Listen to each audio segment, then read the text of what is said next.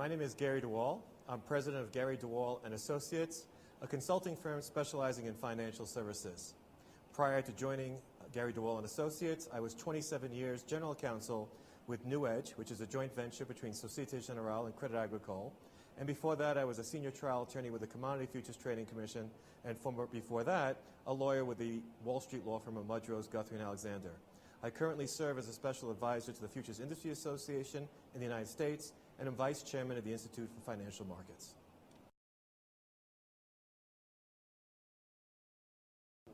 I think that risk managers will have more I's to dot and T's to cross, but I actually don't think the job will fundamentally change. I think that the whole point of Dodd-Frank is to make sure that the risk officers and the entire corporation have more complete and total records. So in fact, in that way, we'll actually make the risk officer's job easier.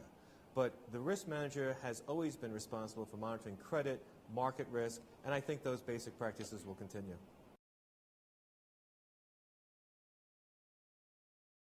There's no doubt that Dodd-Frank and the laws that will incorporate the commitment of the G20 states will cause greater expense for banks. And there's no doubt that this will be passed on to the end user somehow or another.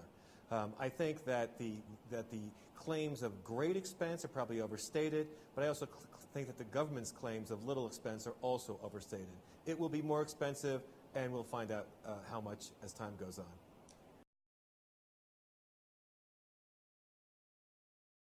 I think that Dodd-Frank and the G20 commitment absolutely will create new opportunities in business. Collateral management has become absolutely critical.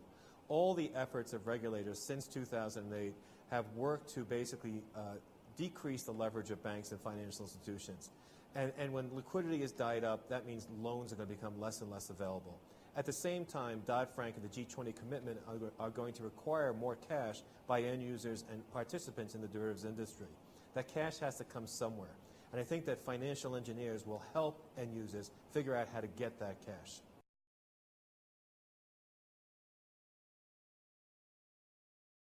I think absolutely less is better here. I think the United States has a regulatory structure that's based on Great Depression concerns going back to the 1930s.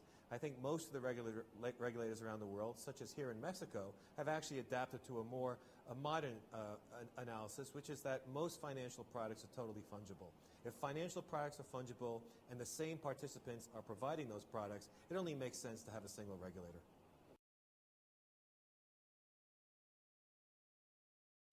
I don't think it's a question of tight or flexibility. I think it's a concept of efficient. I think that the regulatory structure that's been put in place post the financial crisis of 2008 is terribly inefficient. I actually don't think it achieves the objectives of the G20 states. I think that over time, the laws will be adapted and the regulations will be modified to more precisely meet the objectives of the G20. I don't think those objectives are actually being met right now.